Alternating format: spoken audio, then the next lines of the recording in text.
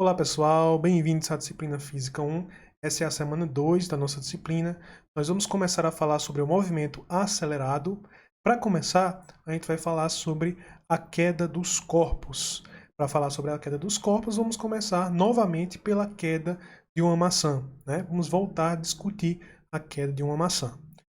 Como a gente já viu, esse fenômeno recebeu várias explicações no decorrer da história, né? Uma dessas explicações foi dada pelo Aristóteles. Então, só relembrando, o Aristóteles dizia que a maçã caía em direção à Terra, porque a maçã era um objeto feito, presumivelmente, pelos elementos terra e água. E a tendência dos elementos terra e água, por serem elementos pesados, é descer em direção ao centro do universo. E como a Terra está no centro do universo, objetos feitos de terra e água tendem a descer em direção à Terra. Além disso, outra ideia defendida pelo Aristóteles era a de que quanto maior a massa do objeto, maior é a sua rapidez de queda. Ou seja, se a gente pega aqui uma bigorna e uma maçã, segundo a ideia do Aristóteles, a bigorna é bem mais pesada que uma maçã. Por isso, se você soltar os dois da mesma altura e ao mesmo tempo, a bigorna cairia muito mais rápido do que uma maçã. Será que essa ideia do Aristóteles faz sentido? Será que ela está mesmo correta? Bom, se a gente trouxer isso para o nosso dia a dia, parece que o Aristóteles está correto, né? Vamos considerar aqui um exemplo. O que é que cai primeiro? Se eu soltar da mesma altura e ao mesmo tempo, o que é que cai mais rápido? Uma pena ou um martelo?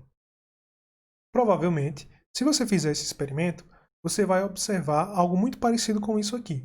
A gente solta a pena e o martelo ao mesmo tempo, a gente observa que o martelo cai bem mais rápido do que a pena, não é?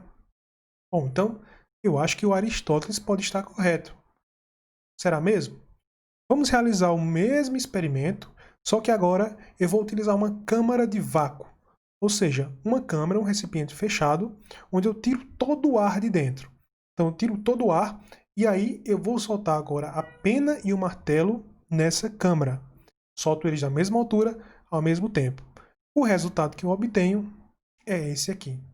Os dois caem ao mesmo tempo, mesmo o martelo sendo muito mais pesado do que a pena.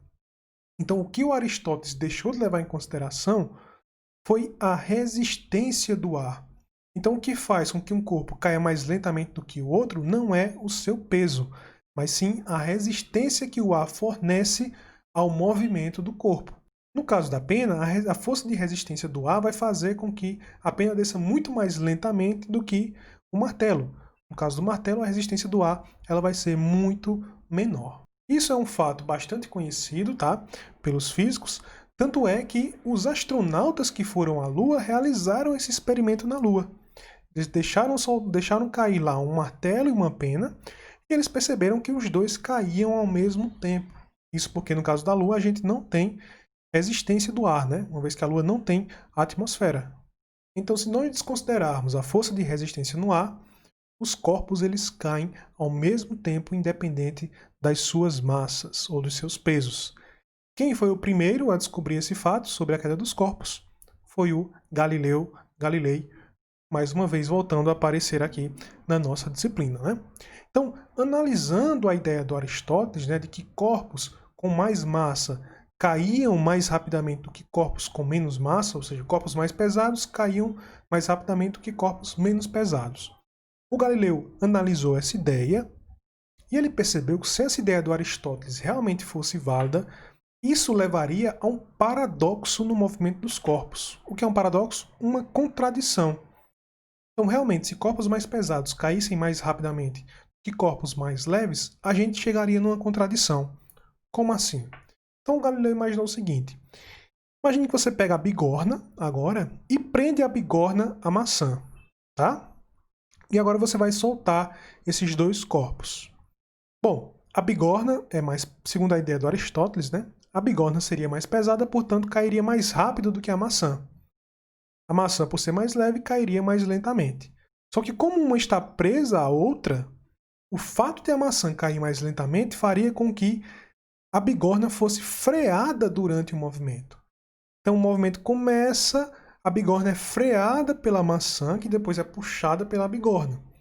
Então você teria aí uma diminuição na velocidade ou na rapidez de queda do sistema maçã-bigorna. De forma que se você soltasse esse sistema aqui e comparasse a queda desse sistema com a queda de apenas uma bigorna sozinha, o que ia acontecer é que a bigorna sozinha ia cair mais rápida, porque não ia ter nada para segurar o movimento da bigorna, como existe aqui a maçã segurando o movimento da bigorna. Ou seja, a primeira conclusão que a gente pode chegar é que o corpo composto aqui pela maçã e pela bigorna, ele deveria cair mais lentamente, porque a maçã seguraria, frearia o movimento da bigorna. Porém, a gente também pode analisar por um outro ponto de vista, que é o seguinte: o corpo composto, maçã, bigorna, tem um peso, os dois juntos têm um peso maior do que só a bigorna. Portanto, se isso aqui tem um peso maior do que só a bigorna, então o que deveria acontecer? O que deveria acontecer é que o sistema maçã-bigorna deveria cair mais rapidamente do que só a bigorna por ter um peso maior. Viram qual é a contradição? Então, se a gente analisar de um jeito, nós concluímos que o corpo composto demora mais ou cai mais lentamente do que só a bigorna.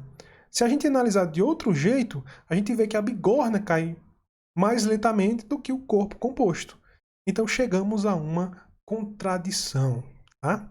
Então, o Galileu ele percebeu que, na visão do Aristóteles, de que quanto mais pesado é o corpo, maior é sua rapidez, se a gente adotar essa visão ela nos leva a uma inevitável contradição.